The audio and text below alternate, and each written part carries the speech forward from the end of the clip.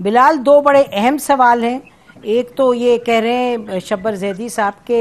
اور یہ بات درست ہے کہ وہ متعدد مرتبہ کہہ چکے ہیں کہ ڈیفالٹ کی صورتحال پیدا ہو رہی ہے. وہ کہہ رہے ہیں جی آپ لوگوں کو، آپ نے سن لیا ان کا کامنٹ، اور پھر well go to what Shahbaz Rana's raise which is even more important. جی بلال. جی شبر زیدی صاحب کے ساتھ جی ہمیشہ شوز تھوڑے سے کلرفل ہی ہوتے ہیں جی. بہرحال ان کا اپنا بھی ایک وقت رہا ہے پی ٹی آئی کے دوران، تو اینی ہاؤ میں اس میں نہیں پڑھنا چاہتا. اور دیکھیے میں جی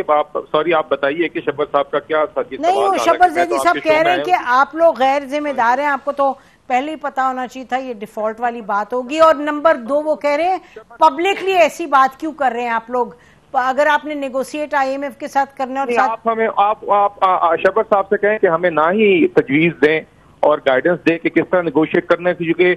جو حکومت پچھلی بیڑا غرق کر کے گئی ہے نا جی، آئی ایم ایف کے ساتھ ایک سب سٹینڈرڈ پروگرام کر کے اس کے اندر پھر ستیہ ناش کر کے گئی ہے، اور اس ٹیم کا ایک اہم حصہ ایف بی آر چیئرمین رہتے ہیں، تو یہ اس میں ملوث رہے، تو یہ اپنے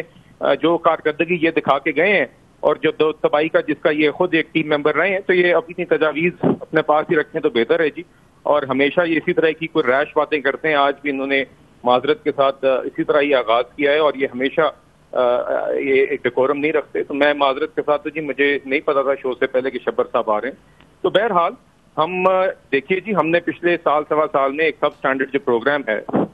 اس کو لے کے ہم چلیں، اور ہمیں چلنا، ہم لے کے اس لیے چلیں کیونکہ ہماری ایک مجبوری تھی. اور دوسری بات یہ ہے کہ ہم نہیں چاہتے تھے کہ اس طرح کے سب سٹینڈرڈ پروگرام کو لے کے چلیں، مگر ریاست کی ضرورت تھی اس ٹائم پہ کہ ان کا ٹوٹا پھوٹا پروگرام، انہوں نے ہی پہلے ایک خراب پروگرام اگری کیا، پی ٹی آئی نے، عمران خان صاحب نے، اس کے بعد انہوں نے ہی اس پروگرام کی شرائط توڑی اور ٹرسٹ ڈیفیسٹ کریٹ کیا. ہمارے لیے بھی بڑا آسان تھا کہ ہم آ کے کہہ دیں جی اور پاپولس میجرز لے لیں اور خزانے کھول دیں اور واہ ہو جائے، مگر ہمیں پتہ ہے کہ ریاست یہ نہیں افورڈ کر سکتی. ہماری امیڈیٹ ہمارا کنسرن تھا کہ ہم ڈیفالٹ کو اوائڈ کریں. ہم ساتھ ساتھ جو ہم ریلیف میجرز عوام کو اس کے دوران بھی دے سکتے ہیں وہ دیں، سیلاب کے کو ہم مینیج کریں. تو دیکھیے یہ ہم نے بڑی مشکل سے بیلنس ٹرائی کیا. ہم اسی آئی ایم ایف کو واپس میز پہ لے کے آئے تھے، ہم نے اسی آئی ایم ایف کے ساتھ ایک پروگرام ریزیوم کیا تھا. اس کانٹیکسٹ میں بھی کہ جب ہم ریزیوم کرنے والے تھے تو شوکت ترین اور تیمور جھگڑا جیسے لوگ، انٹلیکچولی ڈس آنےسٹ لوگ جو اس ملک کے ساتھ، کون یہ شخص یہ جان بوجھ کے ایسے کام کرتا ہے جنہوں نے کیے تھے کہ کالیں کر کے اور آئی ایم ایف کے ان کو لیٹر لکھ کے سبوٹاج کرنے کے لیے وہ ایفرٹ کہ کسی طرح آئی ایم ایف کا پروگرام ریزیوم نہ ہو جائے، یہ جانتے ہوئے کہ اس کے کیا اثرات ہوں گے. چلیں ان کا کوئی مراد صحیح کہ ایسا بندہ کرے جس کو سمجھ نہ ہو تو سمجھ آتی ہے. ان لوگوں کو پتہ ہے یہ اپنے ہاتھوں سے ایگزیکٹلی کیا کام کر رہے ہیں. تو دیکھیے ہمیں یہ کائنڈلی یہ اگر گائیڈنس نہ ہی دیں جو اس ٹیم کا حصہ رہے ہیں، جو ان کاموں میں ملوث رہے ہیں، جنہوں نے اس نہج تک چیزوں کو پہنچایا ہے، تو بہتر ہوگا. ہم بات کریں اس وقت جو اقتصادی صورتحال اور خاص طور پہ آئی ایم ایف کے ساتھ جو حکومت کی کچھ نیگوسیشنز تو کم ہیں لیکن کچھ ڈفرینسز کافی زیادہ ہیں. تو شہباز رانا کہہ رہے تھے بلال جو بریک پہ جانے سے پہلے کہ آئی ایم ایف جو ہے بڑی کلیئرلی انہوں نے کہا ہے کہ آپ کی اسپینڈنگ بلز ہیں اس کو بھی ریویو کریں، اور جو ایمنیسٹی دے رہے ہیں وہ بھی درست نہیں ہے. تو is the government going to negotiate اور ریویو کرے گی وہ ایشوز جو آئی ایم ایف نے آئیڈینٹیفائی کیے ہیں، فار ایگزامپل $1,00,000 لانے والی جو ایمنیسٹی ہے؟ جی دیکھیے بات یہ ہے کہ اب ہمیں تھوڑی سی آئی ایم ایف کے پروگرام میں بھی نا جی اور ہمیں تفریق کرنی ہوگی کہ 9th review discussion should have nothing to do with the budget. یہ ایک ہمارا پینڈنگ ریویو تھا جس کے اندر پھر کچھ شرائط تھیں، جو ڈسکشن جب لینتھن ہوئی تو اس میں کچھ باتیں مزید آئیں گی کہ آپ ایکسٹرنل فائنینسنگ گیپ کر لیں پورا. اس ریویو کی حد تک جو ریکوائرمنٹس تھی وہ پوری ہیں. ابھی یہ جو بجٹ کا سیشن ہے اور جو بجٹ کے نمبرز ہیں وہ آئی ایم ایف کے ساتھ شیئر تو ہوئے ہیں، مگر that can not be made a condition for the 9th review. آپ 9th ریویو کی جو شرائط تھیں وہ پوری ہو گئی ہیں. ہمارے نزدیک اس 9th ریویو کو اب آئی ایم ایف کے بورڈ کے سامنے رکھ کے اس کا ٹرانچ ریلیز ہونا بنتا ہے، کیونکہ this was what was agreed, it has been fulfilled. Budget کے نمبر شیئر ہو گئے ہیں. یقیناً 9th ریویو کے بعد کوئی ڈسکشن ہوتی ہے تو ان کی جو بھی اعتراضات ہیں یا جو بھی ان کے سوالات ہیں while staying in the program وہ بالکل وہ اس کے اوپر ڈسکشن مناسب بھی ہے اور جائز بھی ہے. مگر میرے نزدیک یہ اس کو اگر 9th ریویو کی کلیئرنس کو وہ اس کے ساتھ نفی کریں گے تو یہ بالکل بھی کسی صورت کی فیئر نہیں ہے.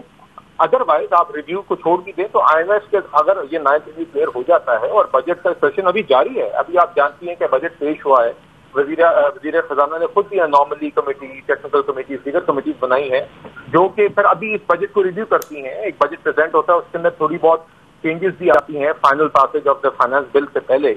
تو یقیناً اس میں کچھ روم ہوتا ہے کہ اس کے اندر ہم ٹنکرنگ یا کریکشنز کریں بجٹ کے اندر، جو اس دورانیے میں جس کی نشاندہی ہوتی ہے. مگر آئی ایم ایف کی یہ ڈسکشن جو ہے یہ میرے نزدیک پوسٹ 9th ریویو کے کسی بھی ریویو سے ریلیٹڈ یا ٹرانچ ریلیز سے ریلیٹڈ تو مناسب ہے، مگر 9th ریویو جو ہمارا کرنٹلی پینڈنگ ہے اس کے ساتھ اس کو نقصی کرنا جی بالکل مناسب نہیں ہے میرے نزدیک. جی میرا خیال ہے یہ شہباز کمنگ آن دس، میرا خیال ہے شہباز تو وہی کہہ رہے ہیں جو آئی ایم ایف کہہ رہی ہے، یہ اپنی بات تو نہیں کرے شہباز. نہیں دیکھیں بلال جو بات کر رہے ہیں یہ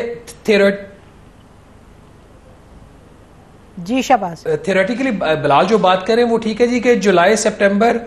2022 کے پیریڈ کا 9th ریویو ہے، لیکن اب چونکہ اس میں تاخیر ہوئی ہے، چاہے اس کے ذمہ دار حکومت پاکستان ہے یا آئی ایم ایف ہے، تاخیر ہو چکی ہے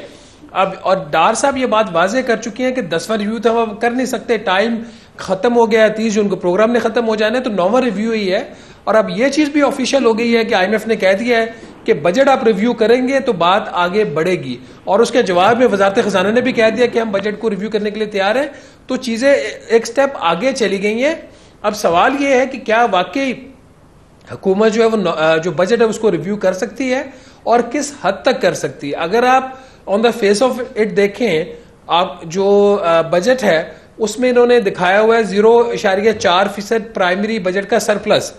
تو وہ تو اپیرنٹلی تو آئی ایم ایف کے مطابق ہے، لیکن اس کی جو پیچھے نمبرز ہیں وہ 0.4% کو سپورٹ نہیں کر رہے، کیونکہ جو نان ٹیکس ریونیو نے 2,963 ارب روپے کا رکھا ہوا ہے وہ اوور سٹیٹڈ لگ رہا ہے اپیرنٹلی. اور اس کے ساتھ ہی جو ٹیکس ریونیو ہے 9,200 ارب کا، اس کے اوپر آئی ایم ایف یہ کہہ رہا ہے کہ یہ ایک تو ٹارگٹ بھی کم ہے اور دوسرا 9,200 نہیں ہو سکتا بغیر میئرز کے جو حکومت نے پرپوز کیا وہ کم ہے. اب ڈار صاحب کو اس کے اوپر جواب یہ ہے کہ جی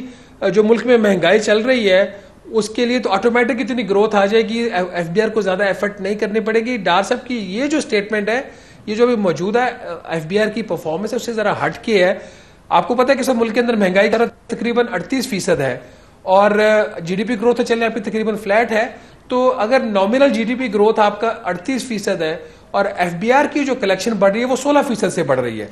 تو پھر جو ایک آرگیومنٹ ڈار صاحب دے رہے ہیں کہ اگلے سال 24% نامنل جی ڈی پی کی یہ لوگ بات کر رہے ہیں، تو 28% گروتھ ریٹ چاہیے ایف بی آر کو نیا ہدف حاصل کرنے کے لیے، وہ بات پھر شاید اس طریقے سے وہ جو نمبرز ہیں اس کو سپورٹ نہیں کر رہے. آپ کہہ رہے ہیں آئی ایم ایف کی یہ بھی اچھا چاہتے ہیں جی شہباز، یہ آپ آئی ایم ایف کی جو کریٹیک ہے اسی کو آپ ایکسپلین کر رہے ہیں نا کہ دس از دا کریٹیک.